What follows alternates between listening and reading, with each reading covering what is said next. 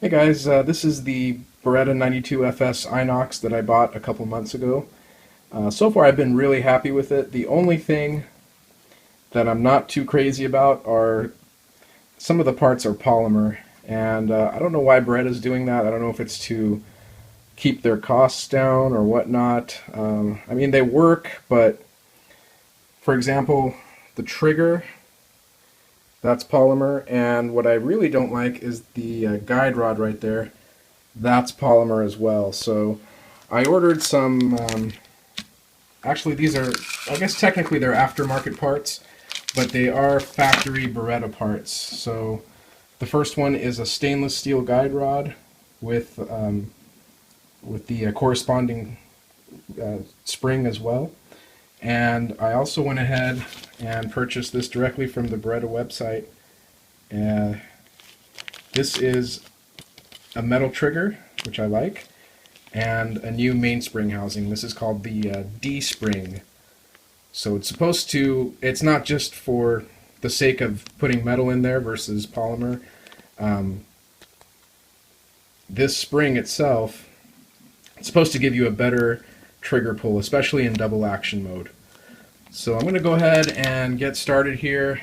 There's a lot of videos on YouTube about how to disassemble a Beretta M9 or 92FS, so I'm not going to bore you with that.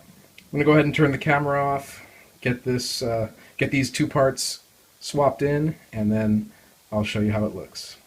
Be right back. Alright guys, I'm almost done with the upgrades. Changing out the mainspring was really easy. You know, of course, changing out a guide rod and a recoil spring, that's super easy as well. But getting this stainless steel trigger in there, that was pretty tough.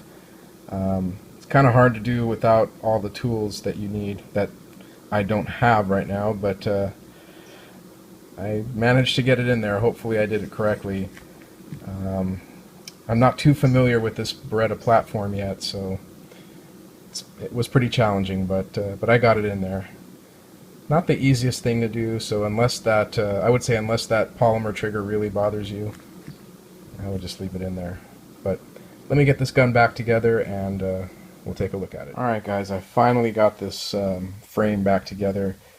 As I mentioned, it was not very easy to do, but after several attempts I was able to get all the little springs and screws back in. Here's the new guide rod ready to go.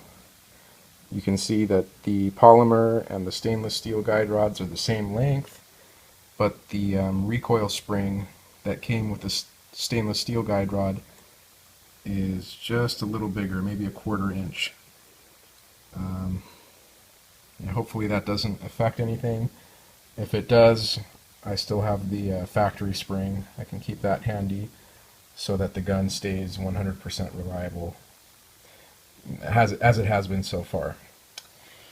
Alright, let me get this thing back together and then we'll do a quick function test. And there you can see the new stainless steel guide rod and recoil spring that it came with installed in this gun. Okay, let's go ahead and check the double action trigger pull. Make sure everything's working. Well, that feels pretty good. Make sure single action works. Good. Let me make sure I can decock. Let me make sure that didn't get affected.